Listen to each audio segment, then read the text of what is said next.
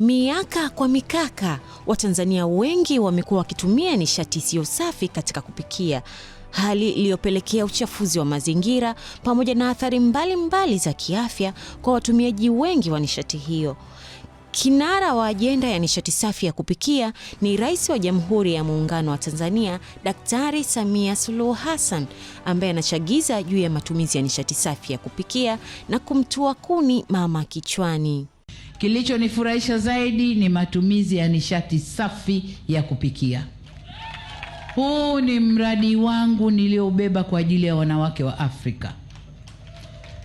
Wanawake wa Afrika wanapata maradhi kwa sababu ya kupikia makuni. Wanakufa maradhi ya kupumua, wanapofua macho kwa sababu kuni mbalimbali zinatoa hewa au gesi mbalimbali ambazo zinawapa madhara. Mama zetu, bibi zetu waliumia sana kwenye hilo. Sasa wakati umefika tubadilishe, tutumie nishati safi ya kupikia. Sasa ili message hii iende vizuri, kwa sababu mradi huu lengo lake ifikapo mwaka 2030 80% ya Watanzania wawe wanapikia nishati safi ya kupikia. Sasa ili message hii iende vizuri, tunaanza na taasisi za elimu, taasisi kubwa kubwa zile zinazoweka zaidi ya watu 100 ndizo tunazoanza nazo. Na hakika wasichana nyinyi mkiona mnavyopikiwa pale kwa gesi, chakula kilivyo kitamu kilichopikwa na gesi, mnakuwa nalo na mnakwenda nayo kule mnakotoka na kuambia jamani, matumizi sasa ni gesi hilo. Nashukuru sana. Mkazi anaweza kujiuliza, nishati safi ya kupikia ni nini? Naam, nishati safi ya kupikia ni mbinu zote zinazomwezesha mtu kuandaa chakula bila kuathiri misitu na kutunza afya yake, na mbinu nyingine zote zinazomfanya mtu apike chakula bila kuathiri mazingira na kutunza afya yake. Mfano wa nishati safi mojawapo ni utumiaji wa majiko ya gesi, majiko ya umeme, majiko ya nishati jadidifu, biogas na mkaa mbadala. Nishati isiyo safi inahusisha matumizi ya kuni na mkaa katika kupikia. Makala hii inakupeleka moja kwa moja katika kujadili kwa kina kuhusu utumiaji wa nishati safi na kuepukana na nishati isiyo safi. Umuhimu wa ajenda hii unasukumwa na ongezeko la uharibifu wa mazingira na mabadiliko ya tabia nchi pamoja na athari za kiafya zinazotokana na matumizi ya nishati isiyo safi ya kupikia, athari katika mazingira, elimu, uchumi na jamii. Nishati safi ya kupikia naweza kusema kwamba ni nishati ambayo ni salama. Mtu anapokuwa jikoni anaitumia hawezi kupata madhara yoyote, hasa ya kiafya. Na tuseme Watanzania wengi bado hatujafikia level ya kutumia nishati safi wote, kwa sababu labda pengine ya hali za kiuchumi au uwepo wa hizo nishati safi katika maeneo yote ambayo watu wanapatikana. Na tumeona kweli imezinduliwa ni kampeni nzuri ya kuwasaidia Watanzania kwanza kujua kwamba tuna nishati safi, lakini pia kujua umuhimu na zile hamasa zinazofanyika ili watu wengi watoke kwenye kutumia mikaa na kuni kwenda kwenye nishati safi. Lakini vile vile tukiwaeleza na madhara wanayoweza kuyapata kwa kutumia hizo nishati zisizokuwa safi, kama moshi ambao unaweza ukaathiri mapafu, wakapata magonjwa baadaye na vitu kama hivyo. Kwa hiyo na sisi kama SIDO tunawahimiza Watanzania waendelee kutumia nishati safi. Kule ambako hiyo mifumo imeshafika, mitungi ya gesi inapatikana, kuna mifumo ya vifaa vingine vya kawaida vinavyowasaidia katika matumizi, na wao wachangamkie fursa ya kutumia nishati safi kwa faida yao, kwamba unapika ukiwa na wewe mwenyewe msafi, uchafuki, unakuwa comfortable, lakini wakati huo huo unatengeneza chakula chako kwa usalama zaidi. Kwa hiyo tunawahamasisha, na tuna wajasiriamali wachache SIDO ambao nao wamejiwekeza kwenye sekta ya nishati safi, wanatengeneza na tuseme ni kama frame au vimfumo fulani vya kusaidia yale majiko ya gesi. Ukiwa na mtungi mmoja unaweza ukapika majiko mawili kwa wakati mmoja. Kwa hiyo mtu ile kusema nikiweka jiko moja nitakaa mpaka mboga hivi ndio nibandike, kuna modification zimefanyika na hizo mashine zimefanywa hamasa, zilikuwepo Sabasaba hata juzi kwenye Expo. Kwa hiyo watu wachangamkie fursa, kwa sababu ile inarahisisha, lakini pia mtu anapika ndani ya muda mfupi akiwa amemaliza na kuendelea na shughuli zingine. Hapo awali hapakuwa na mwongozo wa kitaifa unaotoa mwelekeo mahususi wa kuhakikisha jamii yote inatumia nishati safi ya kupikia na kuondokana na nishati isiyo safi.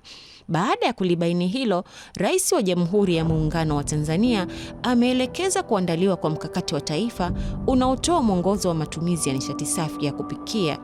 Na kwa kuitikia wito huo, Wizara ya Nishati iliandaa mjadala wa kitaifa wa nishati safi ya kupikia uliofanyika tarehe 1 hadi 2 Novemba mwaka 2022. Mkakati huu una lengo la kuhakikisha kuwa 80% ya Watanzania wanatumia nishati safi ya kupikia ifikapo mwaka 2034. Sera ya Taifa ya Nishati ya mwaka 2015 inaelezea kuwa ongezeko la matumizi ya nishati ya tungamotaka biomass pamoja na teknolojia zisizofanisi za kupikia, namna za matumizi ya nishati katika kupika na matumizi ya majiko yasiyofanisi imechangia uharibifu wa mazingira na matatizo ya kiafya yanayohusiana na moshi. Hapa nataka nikuonyeshe baadhi ya nishati ambazo zimekuwa zikitumiwa toka enzi na enzi ambazo si salama kwa matumizi ya binadamu, nayo ni kuni na mkaa. Kwa mujibu wa mkakati wa taifa wa matumizi ya nishati safi ya kupikia uliotolewa na Wizara ya Nishati, umeorodhesha kuwa nishati zifuatazo ndizo zinazofaa kwa matumizi, nayo ni pamoja na nishati ya umeme, biogas, gesi asilia, LPG, bioethanol, nishati ya jua, majiko banifu na mkaa mbadala wenye viwango vilivyothibitishwa na Mamlaka ya Kudhibiti Viwango Tanzania. Mkazi anaweza kusema, mbona nishati safi na gharama sana na si kama ile tuliyoizoea? Lakini je, umewahi kupiga hesabu hizi rahisi? Hebu njoo nikuonyeshe. Kwa watumiaji wa mkaa wanaonunua kila siku mkaa wa shilingi 2,000 katika kipindi cha mwezi mmoja, kwa kawaida hutumia kiasi cha shilingi 60,000. Vilevile, kwa mtu asiyekuwa na familia kubwa, akisema atumie 1,000 kila siku kwa takribani siku 30 za mwezi, atatumia 30,000, wakati gharama za mtungi mdogo wa gesi ni 23,000 hadi 24,000. Matumizi hayo ya nishati chafu mtu anaweza kutumia huku akipata athari za kuhatarisha afya yake na mazingira, lakini kwa mtumiaji wa gesi ya kilo 15 kwa mwezi, anaweza kununua gesi kwa shilingi 55,000 mpaka 56,000 huku akitunza afya yake na mazingira kwa ujumla. Tangu enzi na enzi, wahenga walikuwa wanatumia nishati sio safi kupikia, lakini bado hadi leo watu wanaendelea kutumia nishati hizi. Lakini ona madhara yaliyowapata. Mojawapo ni kuwa na macho mekundu kupita kiasi, hivyo kuitwa wachawi, wakihusishwa na imani za kishirikina, hivyo kupelekea kushambuliwa na kupoteza maisha yao. Mbali na hilo, kuna athari za kiafya. Basi sikiliza kwa makini ni kudadafulia. Matumizi ya nishati isiyo safi huwa na gesi zenye sumu pamoja na chembechembe ndogo za vumbi zenye viambato vya sumu ambazo huweza kusababisha magonjwa sugu kama kikohozi, homa ya mapafu, kifua kikuu, pumu, saratani ya mapafu.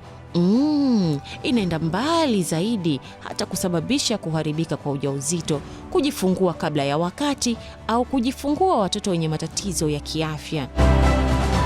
Vile ubebaji wa mizigo mikubwa kichwani na migongoni huathiri uti wa mgongo, kichwa na miguu. Inakadiriwa kuwa takriban watu 33,024 hufariki kwa mwaka kutokana na magonjwa ya mfumo wa upumuaji yanayosababishwa na uchafuzi wa hewa katika makazi. Utaratibu wa upatikanaji wa nishati isiyo safi ya kupikia una athari za kimazingira kwa namna mbalimbali. Kwa mujibu wa mpango kazi wa utekelezaji wa kampeni kabambe ya hifadhi na usafi wa mazingira ya mwaka 2021 hadi 2026, takriban 16% ya eneo la nchi tayari limegeuka kuwa jangwa kutokana na shughuli za kibinadamu, ikiwemo kukata miti kwa ajili ya kuni na kuchoma mkaa, hivyo kupotea kwa misitu na kuchangia kuongezeka kwa ukame nchini pamoja na athari za kiikolojia. Zoezi la utafutaji wa kuni kwa ajili ya kupikia hutumia wastani wa saa 6 kila siku, hivyo huathiri shughuli za kiuchumi, kwa maana muda huo ungeweza kutumika katika shughuli za maendeleo kama kujiendeleza kielimu, kujitafutia na kuongeza kipato. Uhusishaji wa watoto katika kutafuta nishati ya kuni, haswa maeneo ya kijijini, husababisha utoro shuleni na wanafunzi hufika shuleni kwa kuchelewa na kwa kuchoka sana, hali ambayo inawafanya kutumia muda wa masomo na kupelekea kushindwa kufaulu na kuzorota kwa maendeleo yao ya taaluma. Pamoja na kuimba nishati safi, lakini zipo changamoto katika kushinikiza matumizi ya nishati safi ya kupikia. Changamoto hizo ni kama uelewa mdogo wa wananchi na taasisi kuhusu athari za kimazingira, kielimu, kiuchumi na kijamii, upatikanaji mdogo wa nishati safi, nafuu, endelevu na ya uhakika, gharama za vifaa na majiko sanifu ya kupikia, uwekezaji mdogo katika nishati ya kupikia, na pia kutokuiana kwa sera, sheria, kanuni na miongozo kuhusu nishati safi ya kupikia. Tamko la mkakati ni kuwa kila Mtanzania atumie nishati safi ya kupikia ili kulinda afya, mazingira na kuboresha maisha. Dhima ni kuhakikisha upatikanaji wa nishati safi ya kupikia iliyo nafuu, endelevu, salama na rahisi kutumika. Na lengo kuu ni kuhakikisha kuwa 80% ya Watanzania wanatumia nishati safi ya kupikia ifikapo mwaka 2034. Ewe baba, mama, kijana na mtoto, tumia nishati safi. Nishati safi itakukinga na maradhi. Nishati safi itakufanya utunze mazingira. Nishati safi ni bora kwa ustawi wa jamii na uchumi. Ewe Mtanzania, chagua nishati safi. Makala hii ya nishati safi imeandaliwa nami Ana Mtua, TBC1, ukweli na uhakika.